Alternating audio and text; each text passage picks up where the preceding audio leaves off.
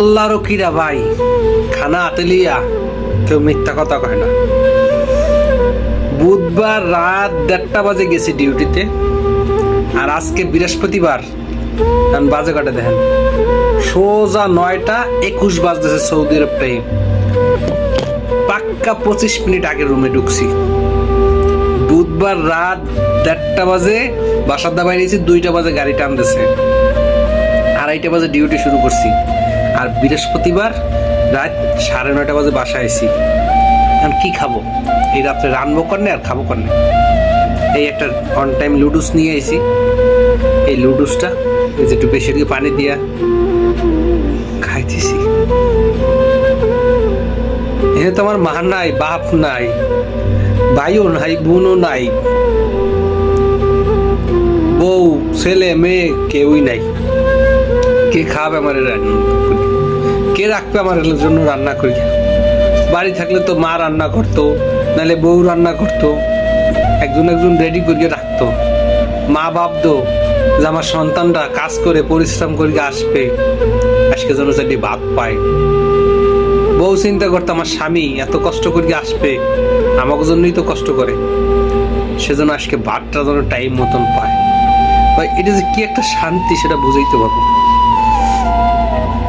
এই যদি 5টা লুডুস আমি এখন খাই, তারপর আমার পেটটা ভরবে না।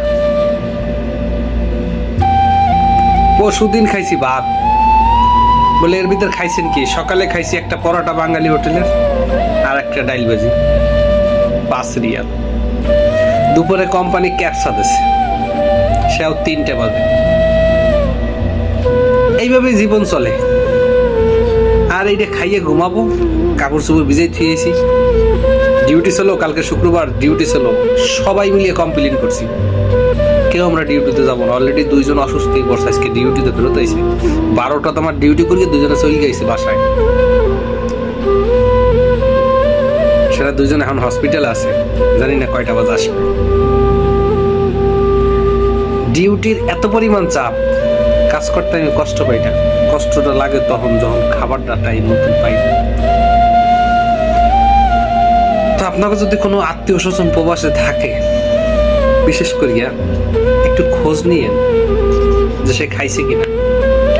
হয়তো সবাই আমার মতন তো আর ফেসবুকে বা ইউটিউবে ভিডিও বানাই কবে না, কেননা প্রবাসীরা চিন্তা করে যেন আমার পরিবার ভালো থাকে, পরিবার কোনো প্রকারে যেন কষ্ট না হয়।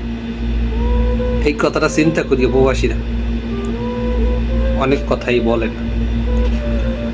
তো সবাই দোয়া করবেন, ভালো থাকবেন। যদি প্রবাসীকে ভালো লাগে, আমার ভিডিওগুলো ভালো লাগে, একটু দেখেন। আল্লাহ হাফেজ।